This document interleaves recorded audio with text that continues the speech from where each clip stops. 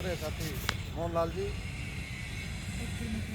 District की team के मेरे साथी बलराज जी, साथी रावत जी, साथी मनोहर लाल जी, तमाम दोस्तों, नेशन ब्लॉक की मासिक मीटिंग और एक सूचना भी है आप लोगों के बीच में, क्योंकि इस नवंबर के महीने में ना लाइव सर्टिफिकेट चल रहे हैं, वो देना होता है ताकि सारे रिटायरी साथियों को मतलब पेंशन वो रेगुलर तरीके से मिलती रहे।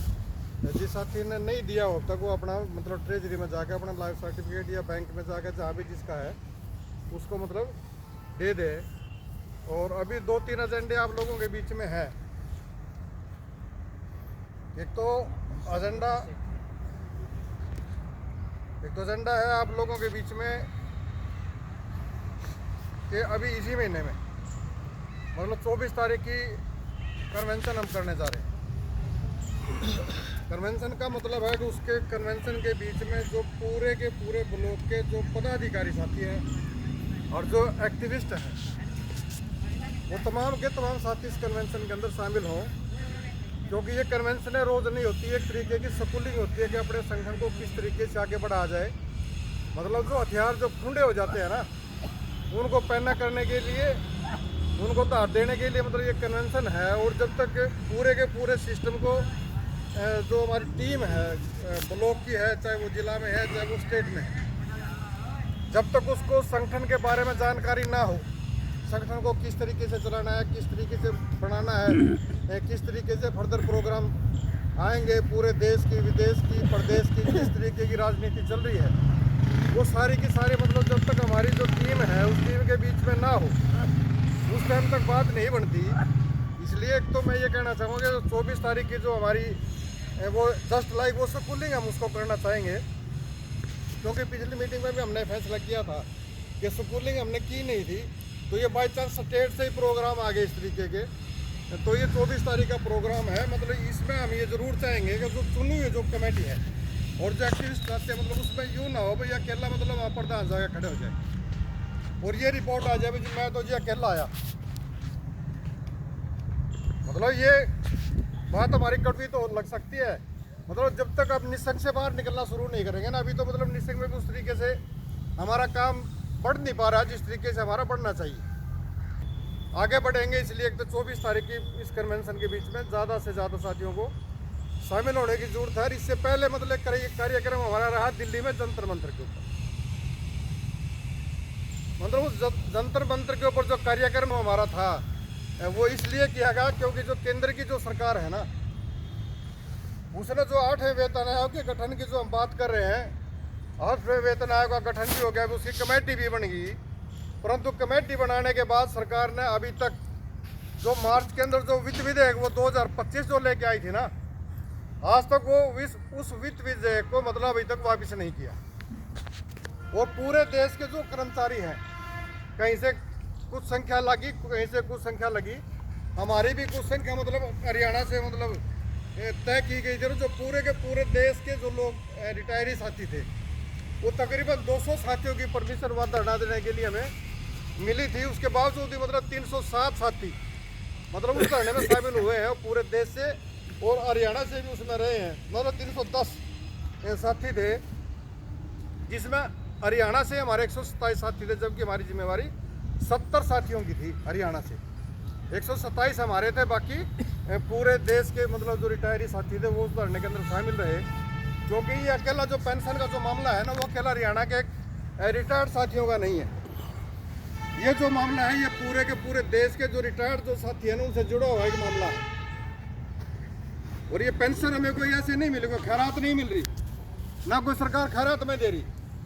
सरकार ने तो 2006 में तो मतलब पेंशन बंद कर दी ना, बिल्कुल ही केंद्र की चेयर में 2006 से मतलब हरियाणा में बंद कर दी और 2004 से केंद्र में बंद कर दी। क्यों कर दी? क्योंकि सरकार पेंशनर्स को बोझ मानने लग गई। उनके अपने लिए तो कोई बोझ नहीं है, जबकि पेंशन हमारा राइट है, कोई खैरात नहीं है, हमारा मौलिक अधिकार है, हमारा संवैधानिक अधिकार है। बाकायदा से संविधान ने व्यवस्था दी है और बाकायदा से सुप्रीम कोर्ट ने ये व्यवस्था दी है कि पेंशन के साथ कोई समझौता नहीं किया जा सकता। क्योंकि ये जो पेंशन है ना ये हमारे बुढ़ापे का एक सहारा है। अगर पूरे देश में आज जो सिस्टम जो बना है ना, अगर वो देखते हैं, मेरे ख्याल का अगर 100% में से 90% बुढ़े आज परेशान है। वो बच्चों से परेशान है, वो बीमारी से परेशान है, वो किसी और दिक्कत से परेशान है। अगर पेंशन उनके पास नहीं है ना, तो गुजारा करना बड़ा असंभव सी बात हो जाती है। मतलब हमने तो जब भी मेंबरशिप करने गए हैं ना, ऐसे ऐसे साथी देखे कि जिनकी जो व्यथा है वो आप लोगों के सामने मतलब कह नहीं सकते। मतलब पेंशनर वो है, एटीएम उनका बच्चों के पास है, खर्चा मतलब बच्चे कर रहे हैं, बूढ़े के पास एक कख, वो पड़े हैं चारपाई के ऊपर। बच्चे आएंगे उन्हें कुछ दे देंगे तो ठीक, ना आएंगे तो ठीक। मतलब ऐसी व्यवस्था बन गई समाज के अंदर। मैं सभी साथियों की बात नहीं कर रहा, मतलब हो सकता है काफ़ी सारे परिवारों में समझदार बच्चे भी हों, परंतु ज़्यादातर जो लोग हैं, ये पेंशन इस तरीके की नहीं बनी। क्योंकि ये पेंशन जब हमारे ऊपर लागू हुई ना, हम ही वो लोग थे जिसने मतलब पूरे के पूरे देश की, पूरे के पूरे प्रदेश की जो व्यवस्था है उसको बढ़ाया। देश आज़ाद होने के बाद मतलब ये बिजली की व्यवस्था बनी, पानी की व्यवस्था बनी, हॉस्पिटल की व्यवस्थाएं बनी, शिक्षा का क्षेत्र आगे बढ़ा, रेलवे का क्षेत्र आगे बढ़ा, LIC की कंपनी आई, बैंकिंग की कंपनी आई। मतलब ये इतने सारे जो डिपार्टमेंट आने के बाद तो इस देश के लोगों को जो फायदा हुआ, उसमें जो सबसे बड़ा जो योगदान रहा ना इस देश को आगे बढ़ाने में, इस प्रदेश को डेवलप करने में, वो आप लोगों के द्वारा किया गया। क्योंकि आपने पूरी की पूरी जो जवानी थी ना इस सरकारी क्षेत्र को बढ़ाने में, यहाँ के प्रदेश की सेवा करने में मतलब वो लगाई है, और उसकी एवज में ही मतलब ये पेंशन मिलती है। मतलब 58 साल के बाद जिस आदमी ने सारी उम्र मतलब सरकारी क्षेत्र में बिता दी हो, 58 साल के बाद या 60 साल के बाद वो कहाँ जाएगा? पेंशन उसको मिले ना, खाली हाथ उसने घर भेज दो, घर तो मतलब बालक भी को नहीं पढ़ने, मतलब अगर पेंशन नहीं है तो। पेंशन आप लोगों के बीच में है तो कहीं ना कहीं संभावना रहती है कि घर के अंदर कहीं ना कहीं थोड़ी बहुत रिस्पेक्ट मिले, इज्जत मिले। बिना पेंशन के आदमी है ना, वो भी हमने देखा जो 2006 के बाद जो लोग रिटायर हो गए। मतलब आज ऐसी स्थिति उन साथियों की कि उनको मतलब ये देखना पड़ता है गुजारा किस तरीके से करेंगे।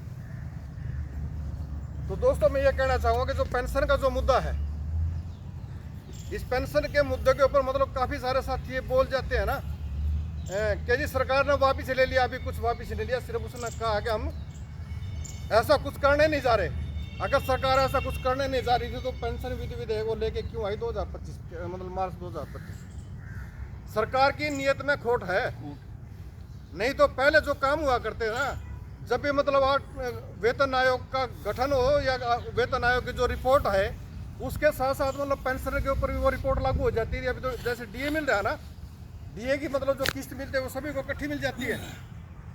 इसी तरीके से जितने भी मतलब वेतन आयोग आए हैं उसमें मतलब सभी के लिए मतलब समान रूप से वो जो सिफारिशें थी वो लागू होती रही है। परंतु अब की बार ऐसा नहीं है, क्योंकि सरकार का सीधा सा ये मतलब है आगे 31/12/2025 तक जो लोग रिटायर